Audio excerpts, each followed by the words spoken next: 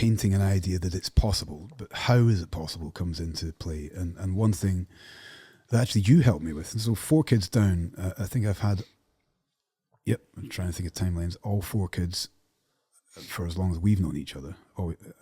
Rafa came along. Rafa came along since we've known each other, certainly since we've been running this business together. Yep. And one bit of advice, or perhaps osmotically absorbed, I don't even know if that's a word, but from you was time blocking. So I had rallied against this for a long time, and eventually just did it because I could see that it made sense from that absorption. But it seemed to me to be almost an emotionally stunted thing to do, would be to schedule in time to be present. It was like, well, you just should be present anyway. You know, being awake and alive to things is part of being a dad, and that should be naturally intuitive. And if you're not doing, you're failing, and then you get into this kind of negative self-talk and self-flagellation and all this kind of bollocks. And the reality was that if I set aside, and especially being the way the fact that we run a business together, and you know, I was trying to run the business and be present for the kids, and we were working from home through COVID. We were working from home, and only recently people who follow along will know that we've really had our own offices for a short period of time. It was kind of like trying to grab a bit of everything everywhere, and we knew that that wasn't working from a work perspective. So it was a case of, listen, I'm going to shut my door in the house, in the office, and work these specific hours.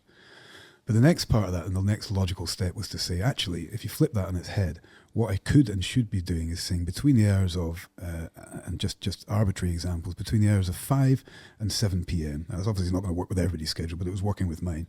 Between 5 and 7 p.m., the phone gets turned off, the laptop gets shut down, it gets locked away in a different room, and I get on the floor and I play with the kids. I'm dad, you know, and I just gave you 2 hours. I actually time blocked it initially for about 45 minutes, which felt emotionally stunted. It's like, I'm only giving my children 45 minutes. But when I did it, and got down on the floor and built some towers out of blocks and laid around and wrestled and did all these things, and at no point during that time did I even consider looking at my phone. It was gone. This was time block time, and time that was mine for this.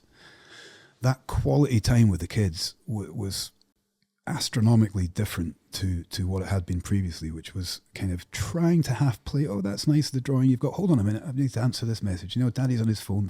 And so many people, I know this is clearly not unique to me, where you have that kind of habit built thing of saying, give us a minute, I'm just doing this, and the kids are always kind of yanking at your trouser legs saying, can we, which is what kids do. And if you're saying in a minute, and the minute never comes, then they're definitely going to be learning that in a minute means fuck all. And you're learning to repeat that habit of just being not quite present. So time blocking for me ended up being fundamentally a game changer. Apologies to Gabriel and Poppy, who didn't get to live through that that game-changing excitement, because it's Ruben and Rafa who are getting the 2 youngest ones who are getting the benefit of it, really. Although actually, to be fair, the older ones are now as well, because they get their time directly with me too. But it was quality time. It was focused time. And it was time where the laughter or the conversations or the presence was and is shared, which, not dissimilar to the previous point, where the honesty about what it meant to be in the hills, for example. This moment then fulfilled me so much that I knew that time blocking was a gift to all of us, you know, and it was massively useful. So actually putting in your diary quality time with the family. The action of inputting it is key as well, I think. Yeah, it really does. It really is. It seems like a really negative thing. It's like, who diarizes love? Which is where I was coming at it from. And I've realized that, you know, if you actually say no, or reframe it as I am removing everything else in the world, barring the love for this, at least this period of time, then that love is pure and laser focused. And, you know, you could be there 24 hours a day with your kids, and just a minute, or you could be there for 1 hour a day, and you are theirs and theirs alone. And I know which one I would have wanted as a boy, and I know which one I'm proud to give as a dad. So I view time blocking as almost being stood at multiple forked road, and without it, you end up walking down one and then hearing a noise from the other, and you go back to the intersection, you start walking down another, and get then, nowhere, and then are you hear something over there, and you try and wade through the bushes to the next road, and then you actually end up moving nowhere. Yeah. Whereas if you say, right, I'm going down this road, and I pretend these other ones aren't there for the time being, you get to the end, and you get to another fork, and you're like, right, which direction am I going now? It's good advice without kids. You can, I mean, I'd be fucking doomed without it. I mean, actually, I said it a moment ago. This is a sort of absorbed from what was. Everybody knows me, knows that I am quite often in that kind of Fort Road scenario you've just described.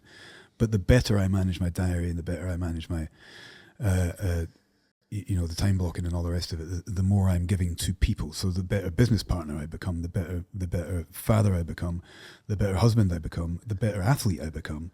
And ultimately, if I become a better person in all those scenarios, I'm becoming a better, and it has a positive cyclical feed, doesn't it?